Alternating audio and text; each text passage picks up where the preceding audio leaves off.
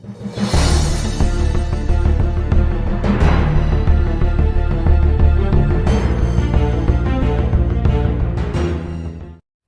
afternoon, happy Savage Saturday, keepers of the cash. Gary B, the Casual Comic Guy here. Today we're here with episode 150 of Savage Saturday Comic Review. A good milestone, and today I'm super excited to talk today because we got to talk about Titan Comics and Conan, what's going on over there, especially with issue number 9, which was just a fantastic read.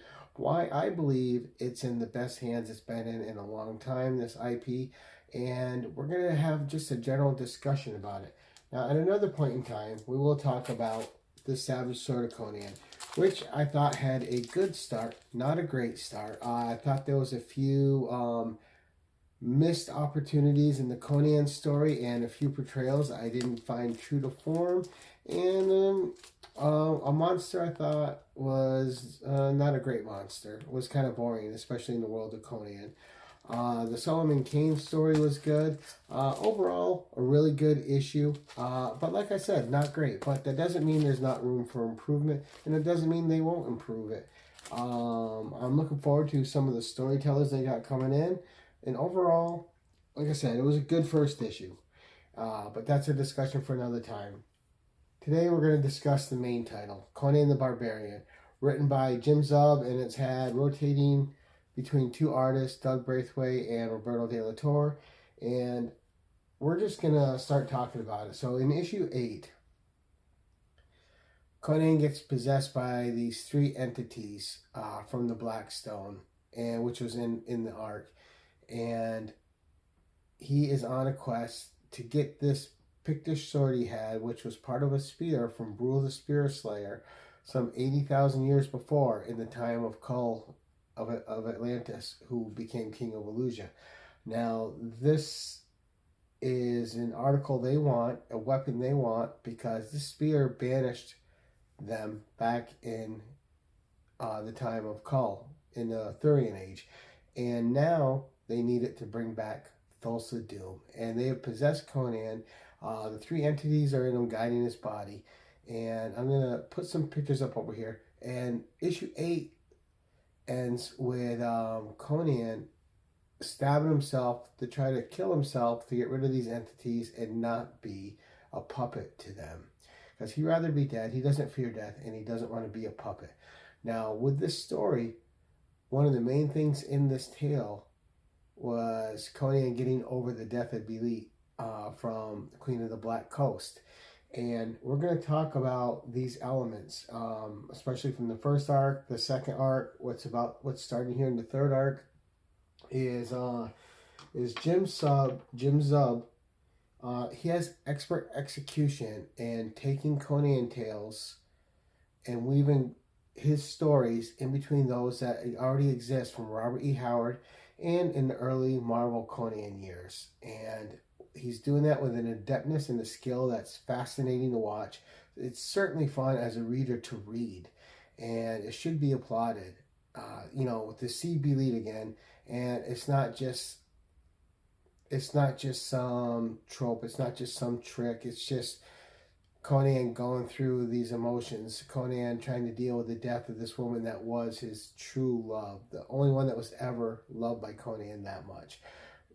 Even more than Queen Zenobia, Belit was his one true mate.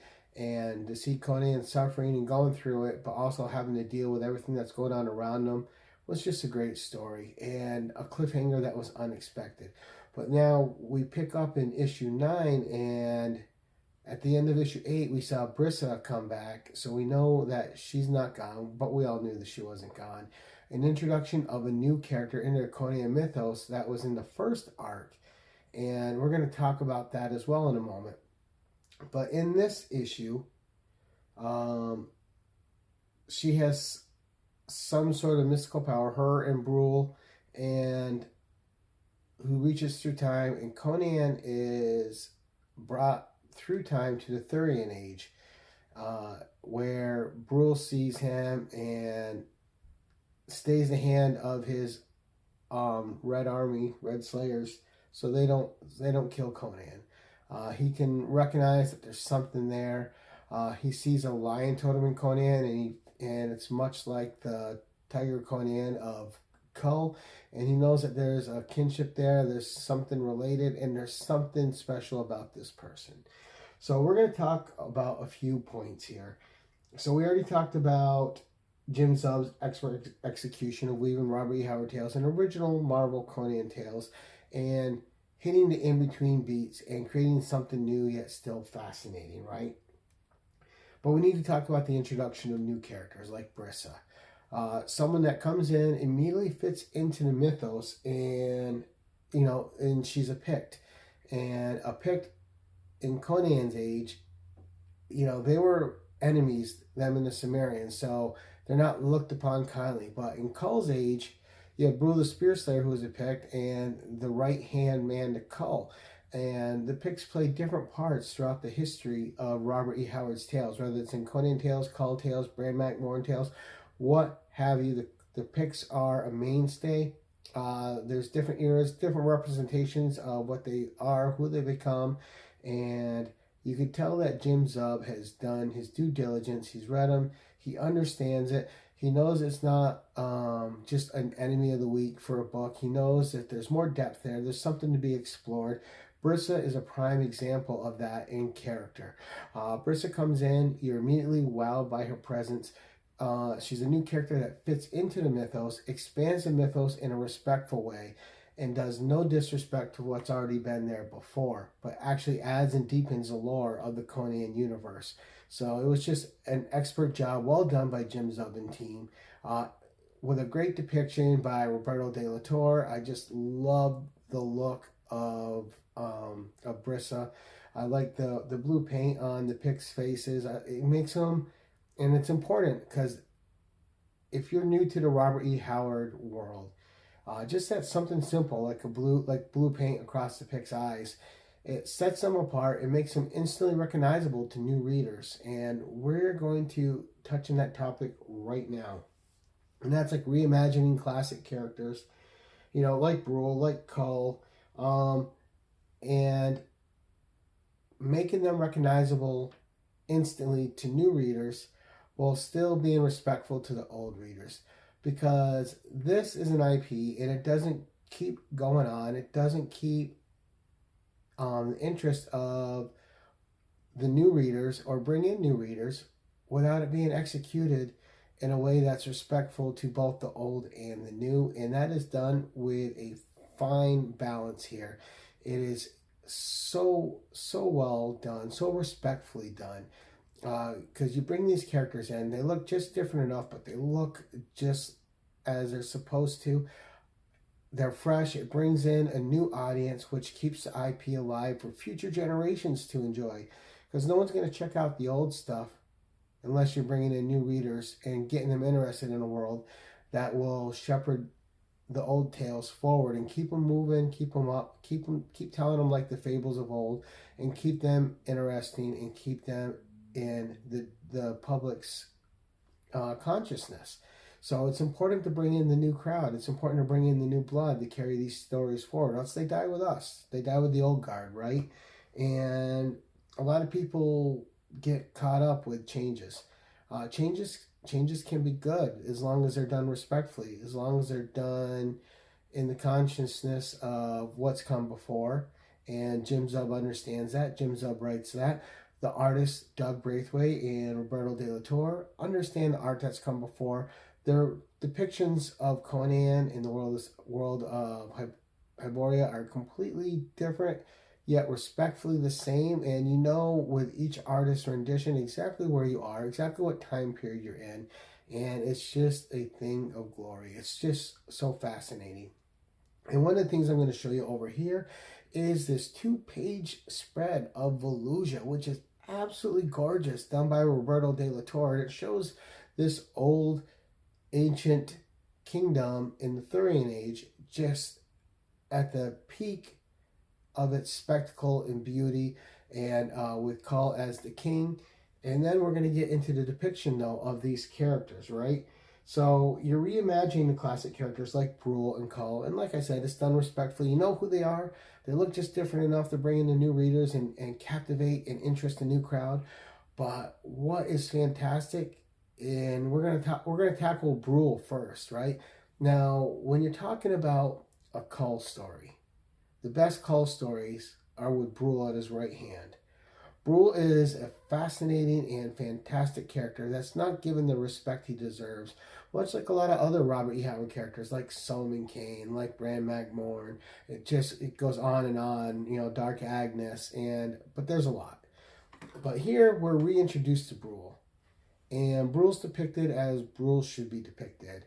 He is a warrior. He's smart. He's able to think on his feet. He's able to assess situations, make snap decisions, and Brule is the consciousness of the Thurian Age. He is the heart. He is the guide. He is the one that keeps Kull on the straight and narrow.